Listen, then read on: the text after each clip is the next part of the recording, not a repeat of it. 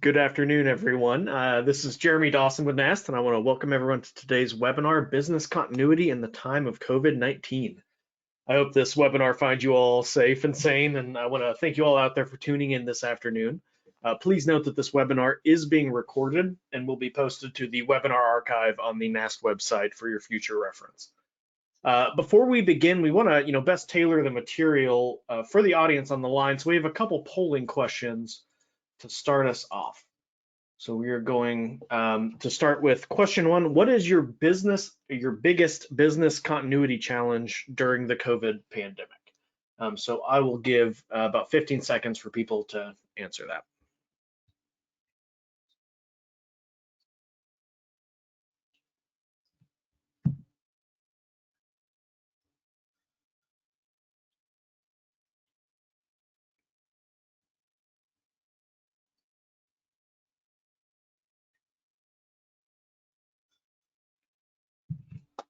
All right, we got a majority of people, so let's take a look at those results. It looks like employee training and monitoring as the biggest issue at 44%, with 32% hardware and 24% software. And everybody's heard of business continuity, so that's good. So let's move on to question two, and we want to just make sure we're refining what terminology we're using. So what is your primary role in your office? Is it more of a technical role, or are you more on the functional side?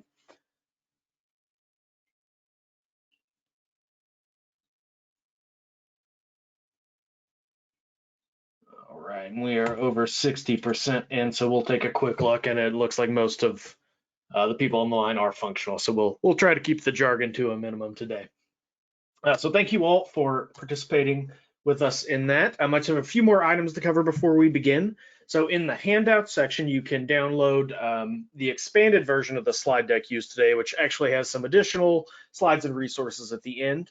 All audience mics are muted, but we really want this to be an interactive session.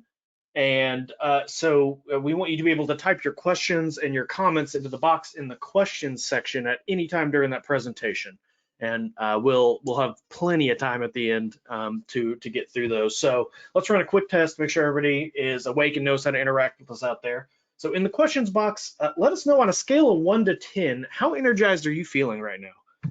Because I'm at about a 9. I'm excited. It's a sunny day here in Kentucky. We got a great presentation.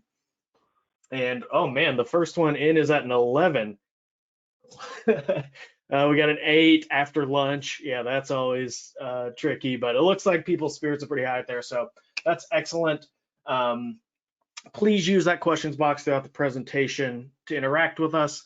And on behalf of NAST, I want to welcome and thank our speakers for presenting to our membership and to our attendees for joining us. So Pian and Joe, at this point, I will turn the floor over to you.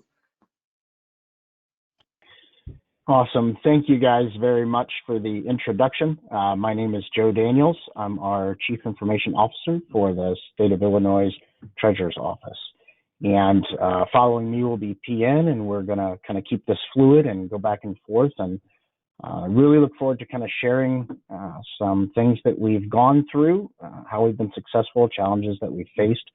And our contact information will be given at the end of this for you guys to follow up if you have any questions going forward. So I hope everybody is staying safe during this business as unusual, as we've come to call it. And so my first slide, I want to talk about the mission. And so I know that each treasurer's office has their own unique mission. The reason why I bring this up for this particular slide deck is all of your IT directors, CIOs, CISOs have that unique mission of making sure that these business operations are running during this time. Crazy time for us because we're really put to the test, our staffs are put to the test, and all of those plans that we talked about in the background have to come to fruition quickly. So it's a unique opportunity for us to shine and really shed a light on what our strengths and weaknesses are during a time like this. So again, knowing the mission of your office is critical in this role. Our chief of staff has quoted this a few times recently, and it's really resonated with me. So in the background, I'm still in the National Guard, so Eisenhower was a really good military strategist. So plans are worthless, but planning is everything. So what can you take from that? All of your planning, testing that you do throughout the year, years before, when it comes time for that actual disaster, nothing goes exactly the way that you wrote it out, but you will remember those foundational processes that you put in place. All of those things that you talked about in your committees and your group, they will become second nature. You'll be able to function and you'll be able to follow that baseline foundation. Of course, you can't account for all of the little differences and nuances that happen, but you will have been through that exercise, and so that planning is critical for you to be able to be successful. So let's talk a little bit about what life was like before March 16th here in Illinois. So we had 200 users day to day. 52 of those users were all the time laptop users. So obviously most of IT, our outreach staff, senior staff, and management tend to be on late at night, extra hours, and do a lot more traveling. So average VPN users for folks traveling in a day was about 5, with about 50 people being able to get on at one time. So after the state of Illinois had declared their emergency status, we deployed an additional 55 laptops to bring us to a total of 107 mobile users. So we were able to do that within 24 hours. Pretty awesome that we had the ability to do that. So our VPN really got hit with all the new connections, and we went from 5 a day to 107 a day. Everyone was logging in, utilizing those resources, and we bumped up the people that could be on it to 250 just to give us a little extra breathing room. Now, with the additional declaration, we have entered phase 2 and gone from mission critical to just critical operations. And so what we have done is we've deployed an additional 25 users, bringing our total to 132. Another thing that we had to do during this process is, if you guys know about a VPN and what's that going to do to your network, it really impacts your bandwidth. So we put an emergency order with our internet provider, and they were able to increase our speed up to a gig. That way we could still manage all of the traffic effectively, and people could still do their work remotely. So how did we do it? This is a really high-level overview with what we did. There was a lot of planning that took place to get this where it needed to be. So we do have a business continuity disaster recovery committee. This committee is made up of division heads and all of our different business users who have a role for continuing the business of the Office of the Treasurer. We test the plan fully annually. In IT, we stress test the network every quarter. And every time we stress test the network, we have those different divisions involved so we can understand some of their pain points as we go through this. We do a 3 to 4 year hardware refresh, and then we keep a bench stock of our older laptops ready to go in case we have an emergency. Typically with my security background, I like to keep those in case we have a security emergency and we need to give someone a fresh image because we've quarantined their machines. Well, an emergency can be cybersecurity. It can obviously be a natural disaster. It can be a virus like COVID-19. So my requirement is that we keep these machines on the network, up to date, ready to issue out at a moment's notice. And we have a designated area for this where we're able to keep them up and running. Now, those machines are no longer in warranty, so if they get run over by a truck or thrown out of a window like a Frisbee, then that is it for that machine. We have to move on to the next one. So a little bullet point I put on here about having great vendor relationships during a time like this. I want to highlight something very specifically. When we put an emergency change order to get our bandwidth, we have a good relationship with AT&T, who's our provider. So they obviously are feeling the global impact of this, but they take their relationships with government very seriously. So they put us to the forefront of those change requests. Additionally, with our VPN provider, Fortinet, they globally gave people 100 free additional licenses if you took advantage of it during the first 2 weeks. just to help people get up and running and off the ground. So it's good to have your contacts and keep those vendor relationships in your pocket. They come in handy in times of need. Multi-factor authentication, I'm sure everyone on the call, if you don't know what that means, it just means you need two forms to say it is who you are, something you have and something you know. So you log into your account, we make sure it's you, so we'll send you either a code or a different way of verifying that you are who you are. We do that as a requirement, especially for all of our staff working remote. So it's 100% required across the board for our agency. And then my last bullet point, which was pretty interesting, engaging all these other teams who are on our business continuity committee. You have your human resources. How are we going to get our different groups of people up and running? What remote policies do we need to update? Making sure you take all those policies through your legal department. Legal has a huge role in making sure that we're not going to jail when all of this is over. And then our internal audit. They are there to help you.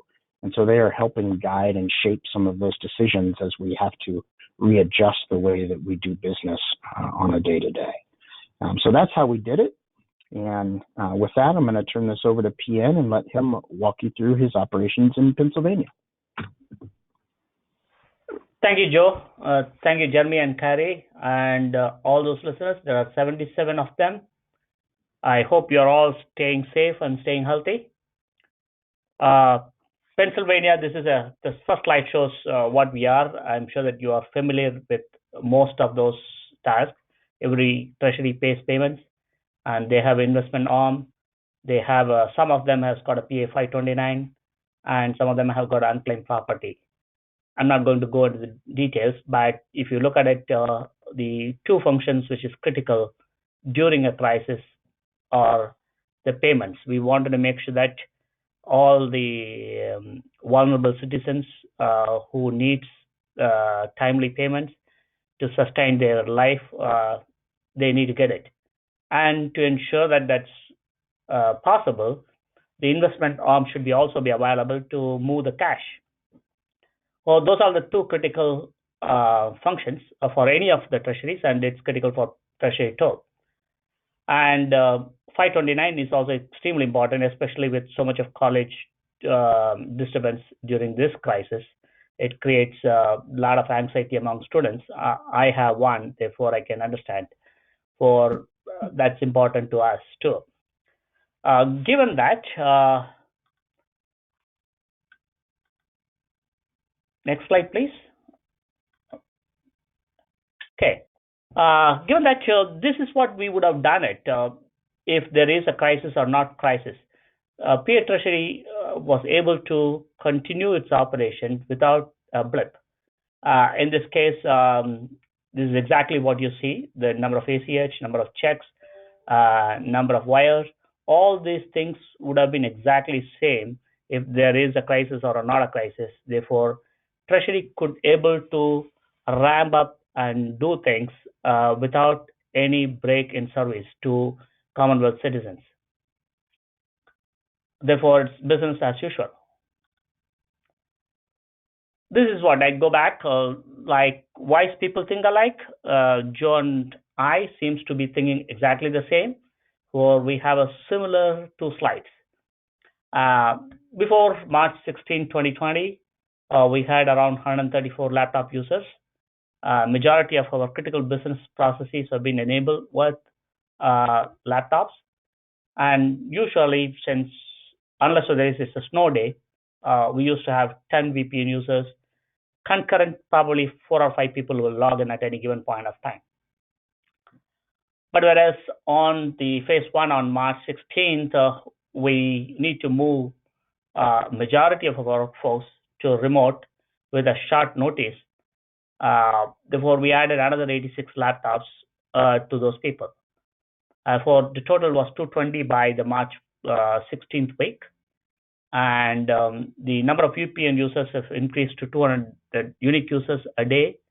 And most of the time, the concurrent users were around 165. Since it looks like that we are not going to have a solution to this problem very soon, it's going to be a long haul. We are adding another 40 more of our staff to support other business areas which are in the long run, it's considered business critical, but not in the short run.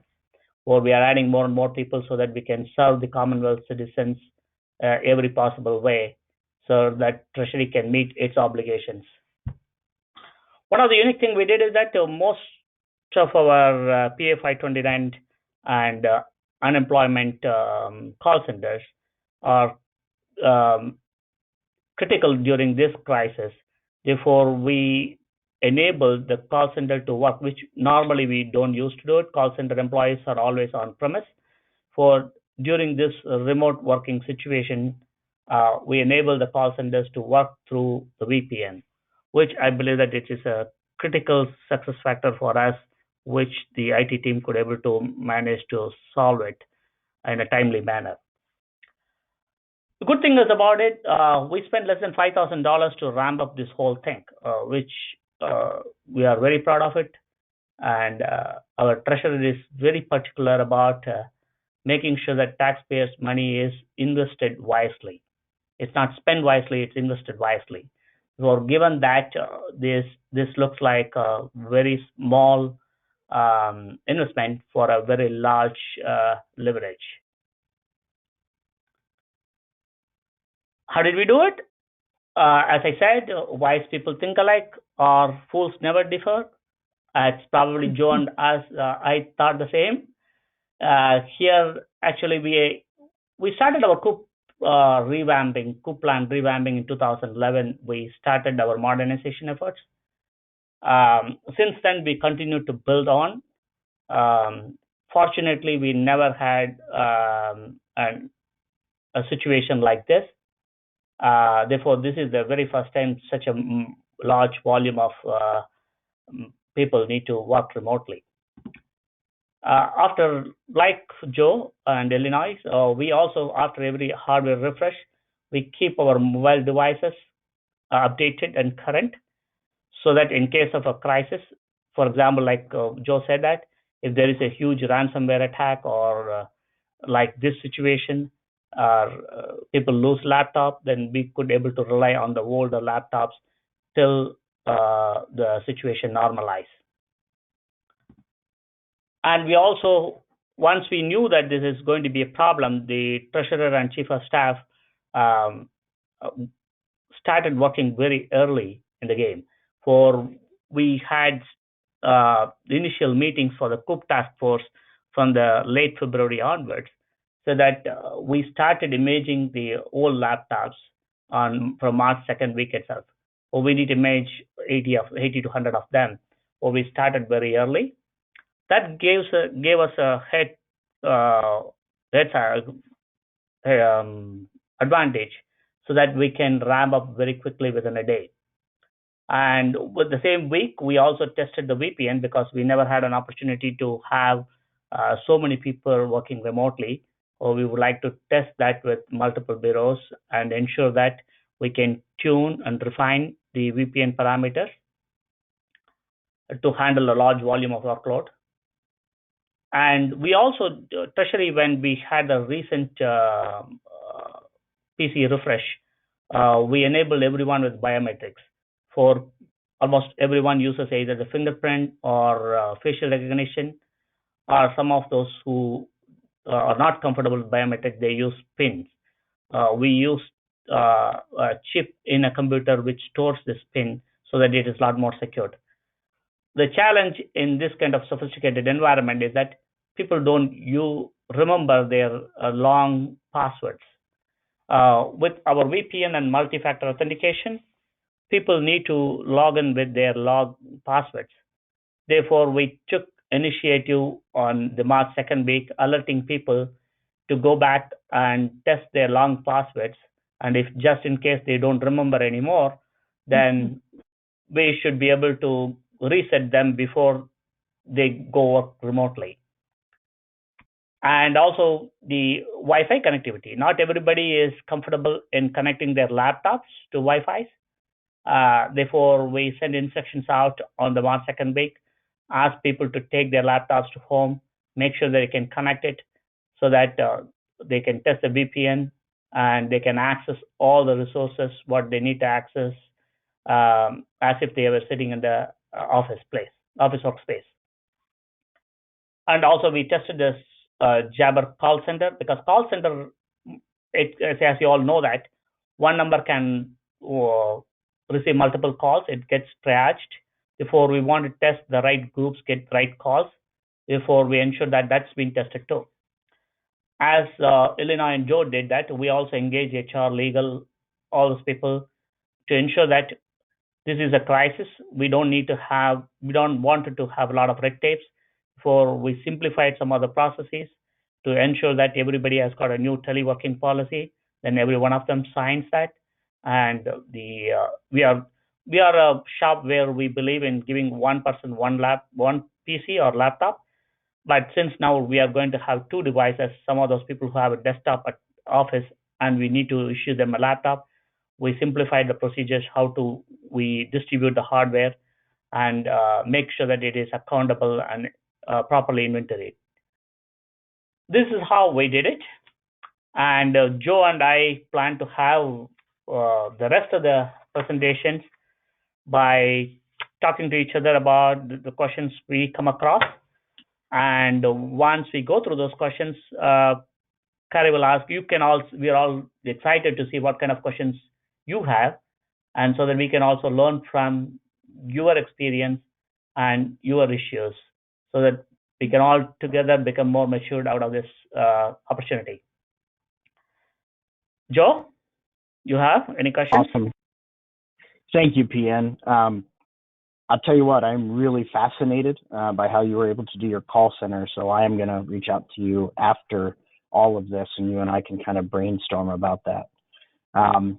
So what we're going to do right now is we're going to go through some questions that have come in from other states or state agencies as we've gone through this that we've been able to help. And maybe this will answer some of the audience's questions as we go through this. And then after we go through that, we'll take a little bit, so myself and PN will give you guys a little bit of an overview of what we've been able to accomplish that is outside of the ordinary that we think is pretty amazing. PN, that call center is awesome. Big question. So a lot of you guys deal with agencies where equipment is old or they're using a legacy version of something. For example, got a question from some state agencies. How are you guys going to be able to handle faxing? Where am I going to fax this to? All these places require it. PN, have you been asked that question? Absolutely.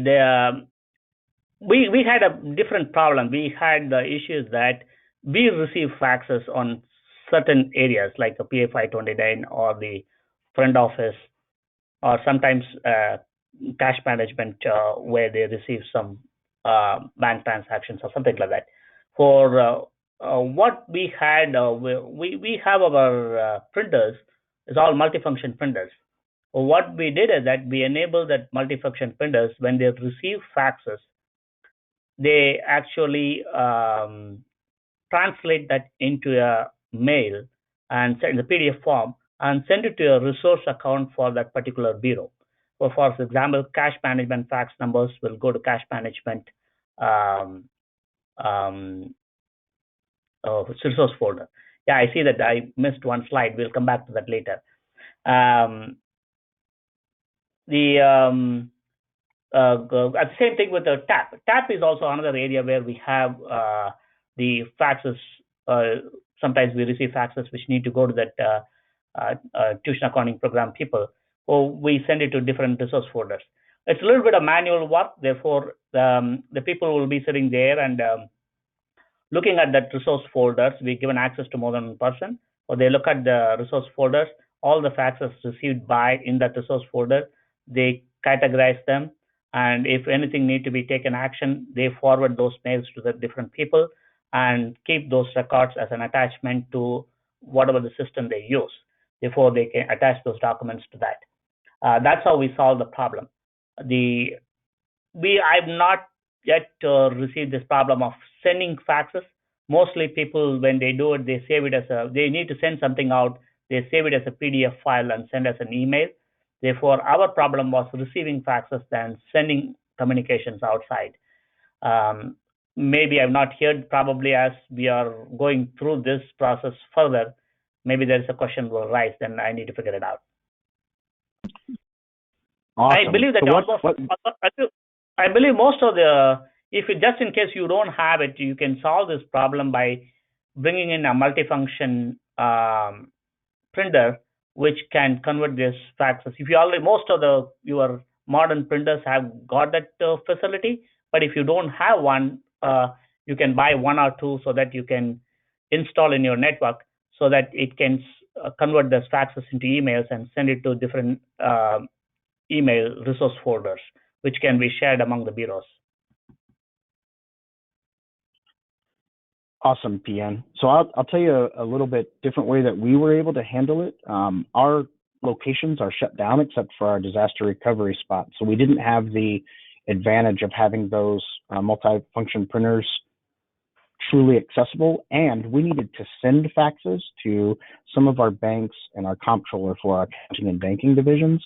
What we ended up doing is we set up an eFax line, and so to us, it's like sending an email to our end user offices. The comptroller now had a phone number where they could send their faxes, and the banks had a phone number where they could send their faxes.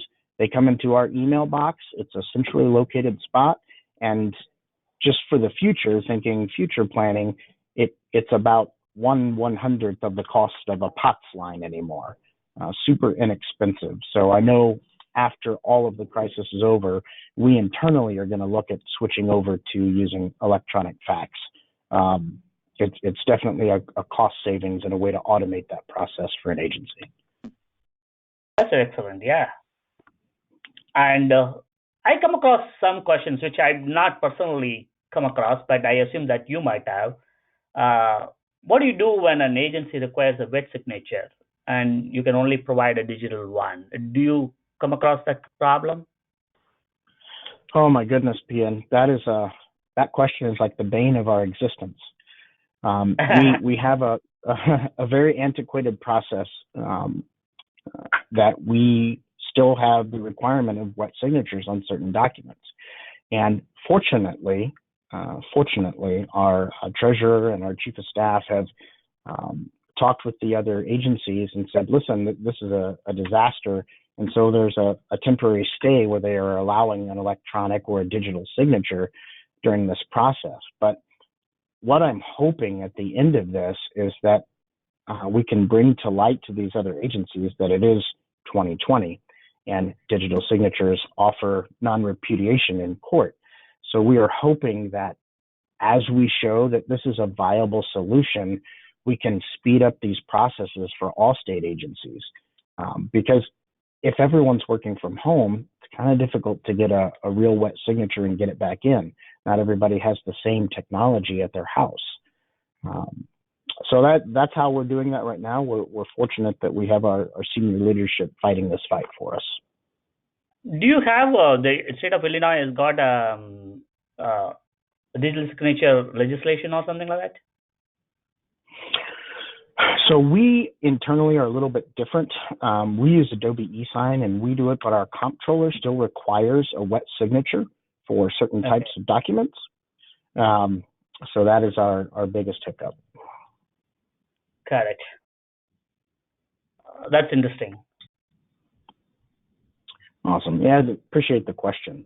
So I got another one for you, and so this is for, without being too technical, we don't have a lot of technical folks on the call right now.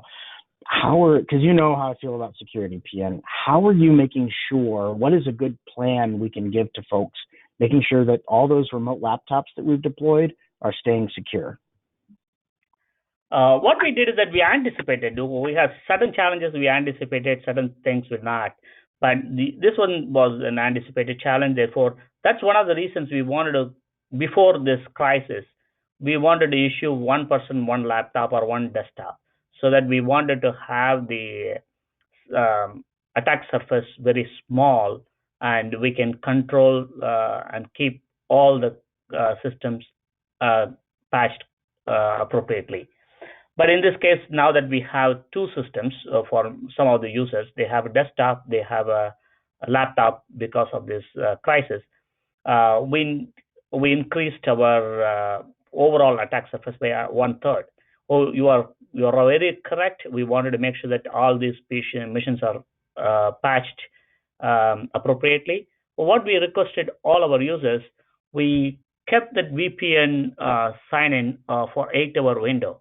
For during the workday, they will start from 8 o'clock.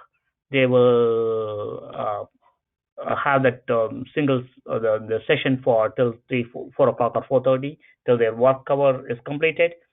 Then what we requested the team is that whenever the IT sends out an email to the mail group, we created a mail group for the mobile users, and we created a special mail group for COVID-19 emergency users.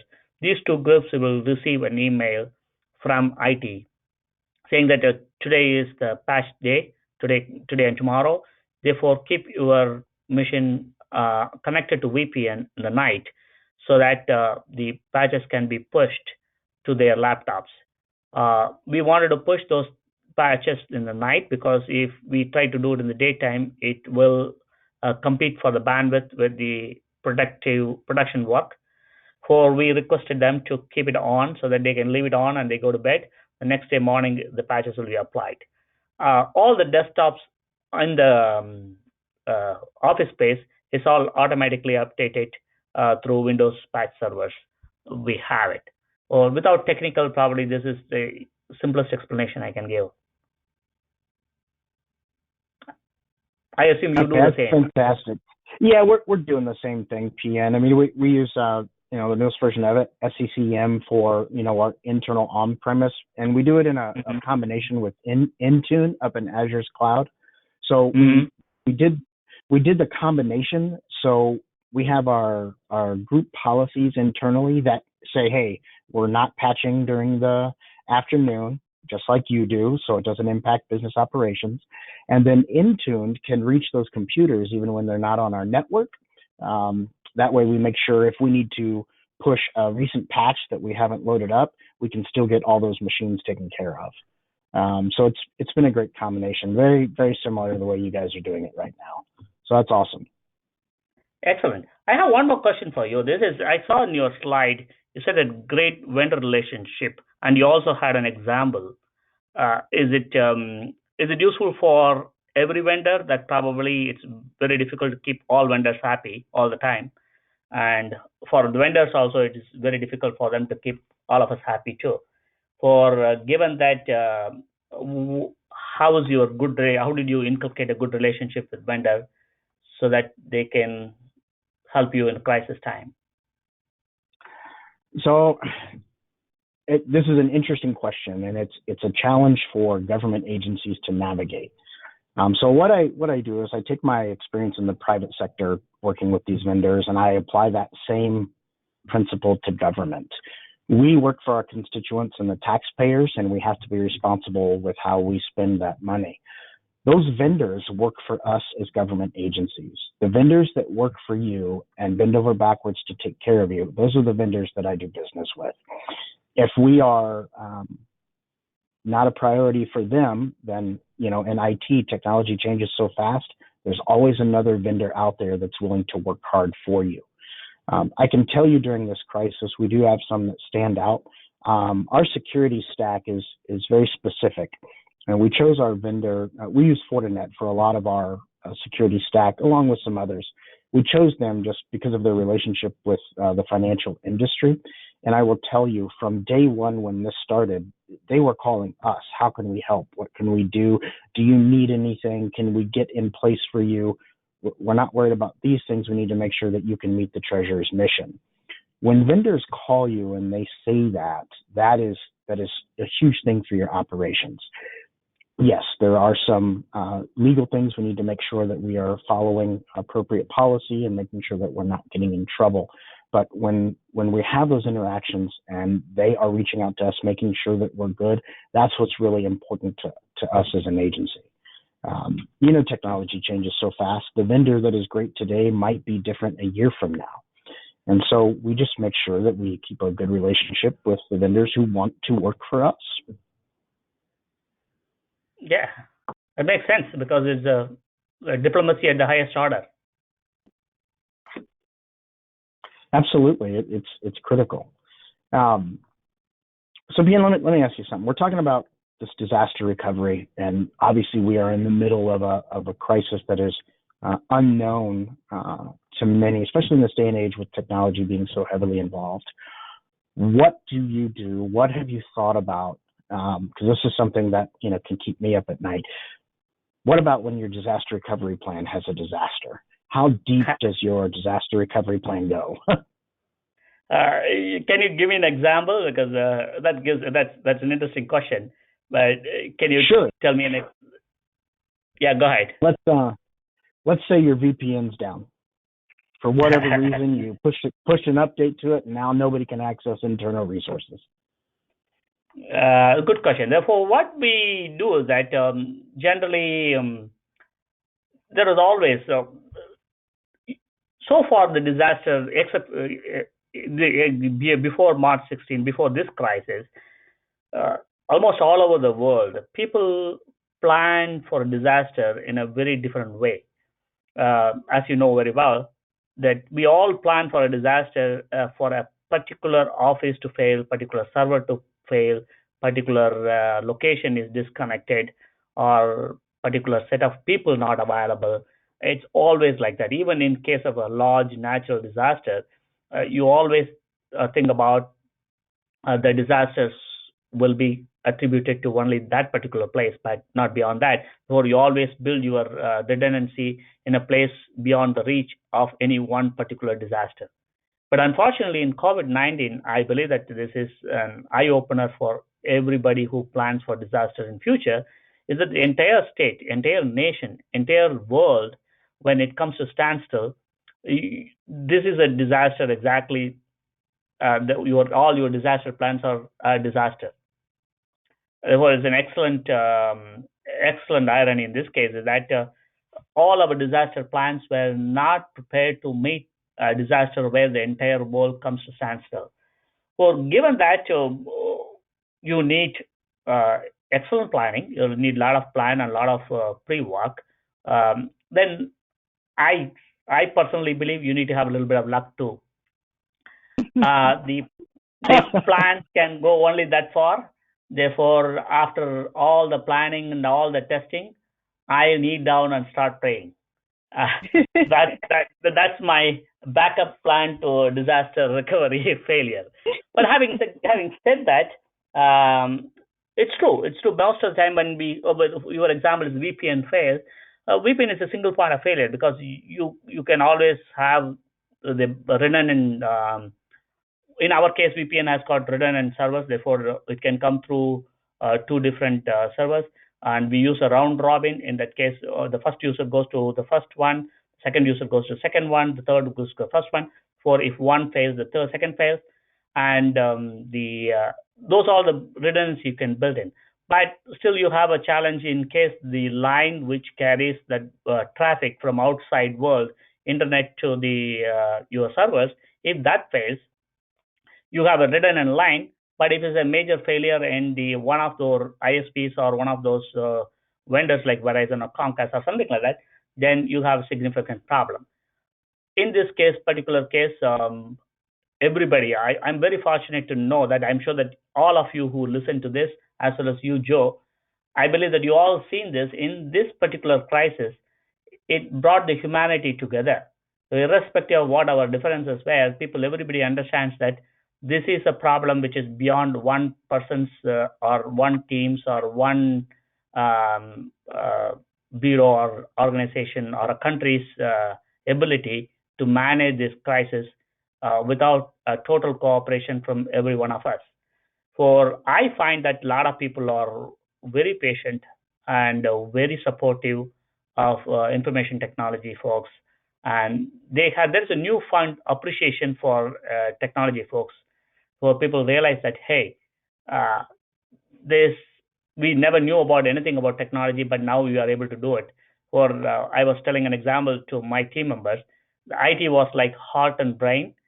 Nobody sees it functions, but they can never take rest. Therefore, it doesn't matter they are hidden, but they are the one who runs the whole thing. That's how we plan. Certain amount of prayers and luck also plays a role. when there is a huge disaster like this happens. I also follow up on that same question. Since you asked this question, I have another question as a corollary. You know that if you fail to plan, you are planning to fail. That's the famous Pennsylvanian Benjamin Franklin said that.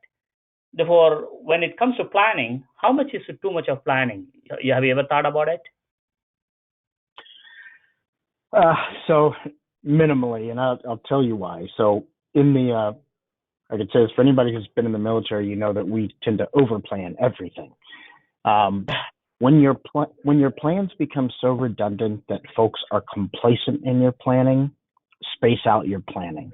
If you're doing planning once a month and you're doing full disaster scenarios, you're going to lose the importance of planning for that disaster. When it's fresh in someone's mind and it doesn't become a redundant exercise, I think it's a lot easier to keep that heightened sense of op tempo for an actual emergency that's coming. So it's hard to say. I like to space my planning out quite a bit because I want it to be fresh in everyone's mind. Just when I can see that people are starting to forget about that last thing that took everybody out, that's when I like to do another planning session. That's very nice. Yep, it's awesome. Hey, Carrie, I'm seeing a lot of questions that are coming in on the right-hand side. Do we want to start answering some of those? Some of them you have already covered, and thank you, everyone. This is Kari Arfstrom with NAST, and we appreciate you jumping on the call today. Karen Austin, who's the Chief of Staff for the Treasurer in Iowa, is asking specifically about working in place, essential functions of the office. So how many do you still have working in a physical office, if any? And then how do you decide who is no longer working just because of not known as an essential function of the office? So could you just talk a little bit about that? Sure, I'll start with this one, PN. So as part of our business continuity planning, we have gone through our checklist internally and gone through what we deemed mission critical, which had particular staff assigned. Then we went through critical, and then we went through non-essential. The item that is difficult to navigate is just because a function is non-essential does not mean that that person is not essential to the agency. And so that is a challenge for all leaders to help their staff understand you are still critical to this agency. We just have to keep our main operations functioning right now. Now, as the time goes on, we're able to bring those people on a little bit. The first question that you asked is how many people do we have? So on a day-to-day basis, we have senior leaders from banking and accounting. So there are 6 of us total that are physically coming to a physical location. We are in a unique situation. In Illinois, we had another building that we were able to stand up as a disaster recovery location that made this transition a lot easier for us. So timing and a little bit of luck, as PN says, or a lot of luck, is everything. But out of our total staff, that's what we have. And our managers are doing a lot of the critical processing. And it's interesting because they are seeing the way business operations have gone through in a different way, and the ideas are flowing, the automation ideas are coming through. So we're able to take this moment and find a silver lining to the cloud. So I hope that answers that question from my side. PN? Yeah, I agree with Joe, as he said that there are, through the COOP planning, you know which business processes are rated number 1, number 2, number 3, number 4 critical. But at some point of time, it doesn't mean that the 10th business process is not as important as number 1 in the long run. Therefore, given that, obviously we wanted to get everybody engaged because one way or other, they are serving the Commonwealth citizens very efficiently and effectively. As far as number of people we in the physical offices, we pretty much closed all our office buildings totally, except that we have 3 maximum IT people who come to finance building for printing checks. And there are a couple of people to print checks and a person to do a quality check, and we rotate those people. And we have our support service people who are doing a fabulous job of making sure that when people visit the building, that the building gets cleaned and ensure that the building is free from any of those stains when other people visit the building.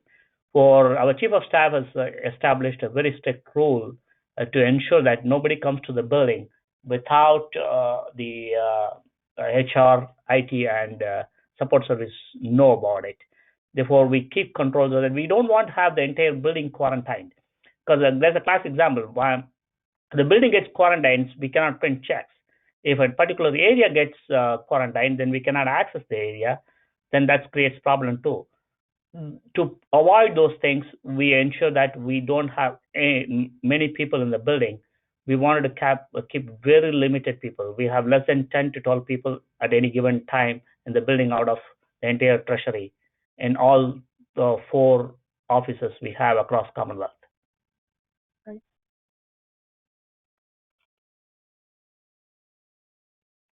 Great. Jeremy, we don't have a question here, but Andy makes the comment that eFax is the only way to go. So there's another proponent for eFax. We do have a question here from Ashley, who says, you mentioned the importance of payments and increase in cyber attacks. A recent study said there is over 600% increase in payments fraud since COVID-19. Are you seeing any of this, and what are you doing to manage that risk? Great question. I appreciate the question. Phishing specifically is what we're seeing coming through on the banking and accounting side, and all related to COVID-19 scams. Fortunately, what we do on the fly is we just get our security team and myself, and we go in and address and add new filters based on security guidelines that we get from our partners that we share information from. In Pennsylvania, we have a very robust training, and especially in this particular case, since people are staying at home and they cannot communicate as efficiently as they used to sit in the buildings, for the hackers are looking for confusion of communication.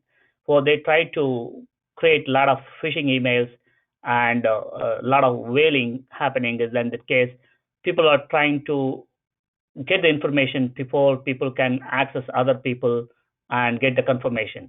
So we continuously educate our workforce even during this period to ensure that the security is topmost, because out of sight is out of mind. While they are at part of the physical premise, we have a lot of control over how they access Treasury information assets. But when they are sitting in different places, different homes, and they are sharing their Wi-Fis, and considering that there could be other people on their Wi-Fi, we continue to teach people that, hey, you are in a situation where you need to be extra careful, and we continue to train them. We continue to send out newsletters and communications, and whenever we come across a large-scale phishing or any news story, we share with them. That's how we make sure that our team is current and we make some good judgment calls. Thank you both. It's a constantly evolving topic, so I appreciate that. We do have, let's see here, Lori asks a question about physical signatures I think we cover, but she does mention notary capabilities. That may be a different wrinkle. Have you all come across any issues with securing a notary? So there's an executive order that was issued by the governor in Illinois to allow for notary via audio video capabilities. It's a pretty extensive executive order. So we are actually going to go through that process tomorrow. I would love to get back with everybody and let you know how it goes. Yeah, I could not come across this. Probably I'll also find out more on that. All right, thanks, Joe. We have a a follow-up here from Karen, who asks if PN will be willing to share some of those communications that you've sent out regarding phishing. Sure, absolutely, yeah. Ask them Great. to send an email to me, then I can send it out, or some of the newsletters or the examples what we communicate. And usually we pick up a news channel, and we'll continue to. Our newsletters carries the recent ones, and we use KnowBe4 as a training tool. Therefore, every month for 15-20 minutes, the first of the month, we send out a training material so that people need to do that, and they can go and test their own skill sets, though we don't record for the chief of staff, and everyone can monitor who took the training, who didn't, then make sure that everybody is trained. I'm more than happy to help them anyway. Excellent, thank you. We will include those in our caucus resource libraries as well. So we'll send that information out. We just have a couple more questions, and we're running right up on the end of the hour here. So let's do a quick lightning round on a couple of these final questions. Most planning was relying on teams being able to meet together in a remote place. How has isolation changed the game? I didn't understand the question. Can you repeat? Sure. Most of the business continuity planning was reliant on teams being able to meet together in a separate location. How has the isolation aspect changed the planning process? Yeah, as I said that none of us, I assume that nobody in the world were ready for this kind of a problem. Because usually all the disaster COOP planning up to this crisis is that you expect something to go wrong in some location before we can reassemble the infrastructure and the teams in a different location to solve this problem. This is since everybody is shut down and shelter in place. This changed, moved everybody overnight to a remote environment. But other than that, the communication gaps, we don't find it is a problem. Always our plan was that people work from wherever they want, whether it is in a remote location where you put in a bunch of PCs and they connect, or in this case, multiple people connecting from multiple points directly through our VPN. For as long as it doesn't matter in that old scenario or the new scenario, when they come through VPN, they are part of our network. It is almost as if that they are sitting in our office premise. For we didn't feel any pressure or pain on that particular aspect. Yeah, no pressure or pain for us. Honestly, because we see the same thing every day. When someone else's video face comes up, I can tell you it's exciting because we as humans crave human interaction. And even those of us that prefer to be playing a video game in a dark basement with lights are like, man, I actually miss people now. So that's been a unique opportunity. One of the things our HR department and communication is doing, they're doing an excellent job of engaging all the users. The participants who are on VPN, there is 2/3 of our staff, and 1/3 who's not. They actually log into the email through web from their personal computers, and they get engaged like that. Therefore, the HR and communication department come up with an excellent plan of continue to engage them through an intranet page, as well as sending communications to them on a regular basis. And also our treasurer and chief of staff encouraged all the senior leaders to ensure that they are in constant touch with their employees. So for example, I call all my employees at least once a week to ensure that usually when they are in office, then I used to walk around and see them. But now that I cannot, I call them or I jabber a video conference with them to say, hi, how are you? Everything's all right. And making sure that they all know that we are getting through this and nothing to worry. Thank you both. Those are great tips. I think we've covered the computer piece of it, whether that's laptops that were issued, or I believe some states are even allowing employees to take home their actual desktop workstations to work off of. But on the communication front, are your staff using state-owned mobile phones or personal? How are you handling mobile devices? it's a combination for us. We have some mission critical folks who have state-owned cell phones, and then we have others that have opted to use their personal devices. So it's a really good combination. I'll tell you the one thing that I can tell you is that people are coming together in a very unique way during this crisis. And so we're not getting a lot of, oh, I don't want to use my personal phone. Oh, I need a state phone. Everyone's like, you know what, let's get the mission done. But yeah, we're using a combination of personally owned and state-owned devices. That's exactly right. We have a very small percentage of our employees have got a state-owned phone. The rest of them, as I said earlier, people are very, very cooperative, considering this crisis is beyond any one team or any individual. So people are in this together. Therefore, the one good thing happened in this is that everybody is willing to rise up to the situation and ensure that the Commonwealth citizens are served to the best of their ability under the very difficult constraints. Very well said. I love that. We're all in this together, and let's get the mission done. And I think that's the takeaway. Hopefully this conversation was helpful to you all in getting that done.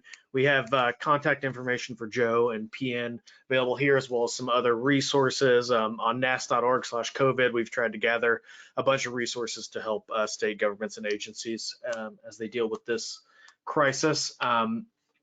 So please check those out. Reach out to Joe, PN, anyone here at the NAS staff. We're here to help.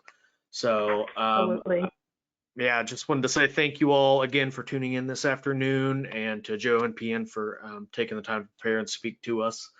Any final thoughts? Thanks everyone, and stay safe and stay healthy.